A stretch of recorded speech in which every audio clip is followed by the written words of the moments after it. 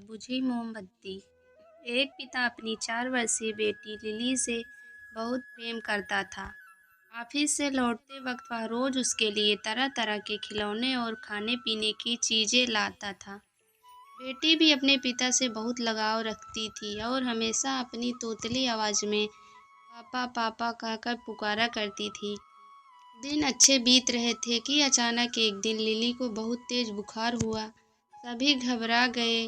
वे दौड़े भागे डॉक्टर के पास गए, पर वह ले जाते लिली की मृत्यु हो गई। परिवार पे तो मानो पहाड़ ही टूट पड़ा और पिता की हालत तो मृत व्यक्ति के समान हो गई। लिली के जाने के हफ्तों बाद भी वे ना किसी से बोलते ना बात करते, बस रोते ही रहते। यहाँ तक कि उन्होंने ऑफिस जाना भी छोड़ दिया और घर से निकलना भी बंद कर दिया। आस पड़ोस के लोगों और नाते रिश्तेदारों ने उन्हें समझाने की बहुत कोशिश की, पर वे किसी की ना सुनते। उनके मुख से बस एक ही बात निकलता, लिली।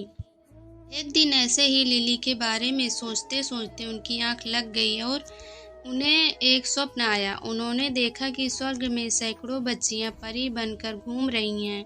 सभी सफेद पोशाकें पहने हुए हैं और हाथ में मोमबत्ती लेकर चल रही हैं। तभी उन्हें लिली भी दिखाई दी। उसे देखते ही पिता बोले, लिली मेरी प्यारी बच्ची, सभी परियों की मोमबत्तियां जल रही हैं, पर तुम्हारी बुझी क्यों है? तुम इसे जला क्यों नहीं लेती? लिली बोली, पापा मैं तो बार बार मोमबत्ती जलाती हूँ, पर आप इतना रोते हो कि आपके आंसुओं से मेरी मोमबत्ती बुझ जाती है। ये सुनते ही पिता की नींद टूट गई। उन्हें अपनी गलती का एहसास हो गया। वे समझ गए कि उनके इस तरह दुखी रहने से उनकी बेटी भी खुश नहीं रह सकती और वह पुनः सामान्य जीवन की तरह बढ़ने लगे।